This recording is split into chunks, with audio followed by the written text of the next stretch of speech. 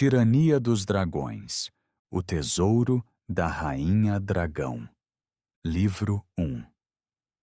Capítulo 2. O fechamento do postigo sul da Keep produziu um estrondo seco, um veredito de ferro que separou os sobreviventes do caos absoluto das ruas de Greenest.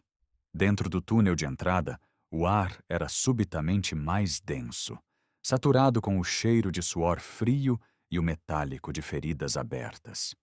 Kylen Thorne sentiu o peso do silêncio cair sobre seus ombros, como uma armadura adicional. Após o estalido constante das chamas e os gritos de guerra, a quietude da pedra parecia antinatural, quase ofensiva. Ele se virou para a família que haviam escoltado. A mulher tremia, as mãos manchadas de fuligem, apertando os ombros de seus filhos como se temesse que o ar os levasse. Kylen não disse nada. Não havia palavras que pudessem apagar a visão de suas casas, sendo devoradas pelo fogo azul. Ele apenas acenou para um dos guardas da fortaleza, que os guiou para o pátio central. "Vocês trouxeram civis vivos?" murmurou o guarda, observando o grupo com um misto de assombro e inveja. "Muitos dos nossos não voltaram nem com as próprias vidas." O pátio interno da fortaleza era um quadro de desolação que testava a fé de qualquer homem. Centenas de pessoas amontoavam-se entre fardos de feno e carroças de suprimentos. Não era o caos de uma batalha, mas o torpor do choque. O choro de crianças era abafado, e os adultos olhavam para o chão, como se esperassem que a própria terra de Greenest lhes pedisse desculpas. Kylen observou Thorvin Graveward mover-se entre os feridos. O anão não perdia tempo com lamentos. Suas mãos, cobertas por manoplas de metal, moviam-se com uma delicadeza inesperada ao avaliar fraturas e queimaduras. Para Thorvin, aquele não era apenas um hospital de campanha. Era o átrio de Kelenvor, e ele era o guardião da porta. "O governador os espera na torre", disse uma voz ríspida. Escobert, o ruivo, o castelão anão, aproximou-se. Suas chaves de ferro, um molho imenso preso ao cinturão, tilintavam a cada passo pesado. Ele tinha a barba chamuscada e os olhos vermelhos pela fumaça, mas sua postura era a de uma montanha que se recusava a ceder à erosão. Sem esperar resposta, ele os conduziu pelas escadarias em espiral que levavam ao topo da estrutura. Na torre de vigia, o vento soprava com uma força que trazia o calor do incêndio lá embaixo. Tarbal Nighthill, o governador, estava inclinado sobre uma mesa de carvalho repleta de mapas. Ele tinha o braço esquerdo imobilizado por uma tipóia e um curativo grosseiro na testa.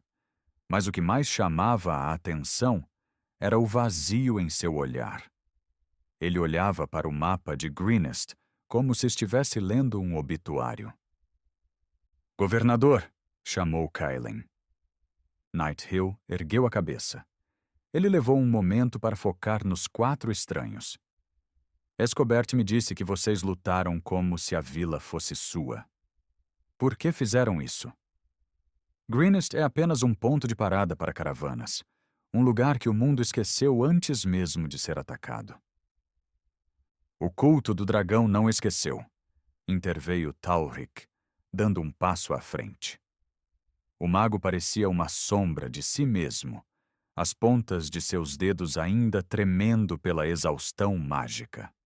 Ele apontou para a seteira, onde o brilho azul de Leniton ainda riscava o céu negro. "Eles não estão aqui por vingança ou território, estão aqui por recursos. O que estamos vendo é o financiamento de algo muito maior, algo que exige o ouro e o sangue deste vale." Nighthill suspirou, sentando-se pesadamente em um banco de madeira. "Ouro e sangue. Eles já levaram metade de ambos. Minha guarda está reduzida a farrapos, e o dragão azul, Ele não é apenas uma besta. Ele é um carrasco paciente. Mas há algo que me atormenta mais do que as moedas levadas. Ele apontou no mapa para a colina sul, onde a silhueta do moinho se destacava contra o horizonte em chamas. O moinho de vento, disse Nighthill, sua voz falhando por um instante. Se ele for destruído, Greenest morre no inverno. Não teremos como moer o grão que restou. As pessoas que salvamos hoje morrerão de fome daqui a 3 meses. Meus batedores dizem que o culto está lá, mas não incendiaram o local. Eles estão apenas esperando. Estão usando o moinho como isca, declarou Véspera, que permanecia encostada nas sombras da parede de pedra. Seus olhos amarelos brilharam com uma lucidez fria. Eles sabem que vocês não podem perder o moinho. Eles querem que você mande o que resta dos seus guardas para o campo aberto, para que o dragão possa terminar o serviço de uma vez só. É uma armadilha tática simples e eficiente. Eu sei disso, admitiu o governador, olhando para a Véspera com um respeito amargo. Mas não posso ficar sentado enquanto o futuro da minha vila é usado como isca para o meu povo. Houve um silêncio pesado na sala. Kaelen olhou para seus companheiros. Eles estavam no limite. Thorvin estava coberto de sangue alheio.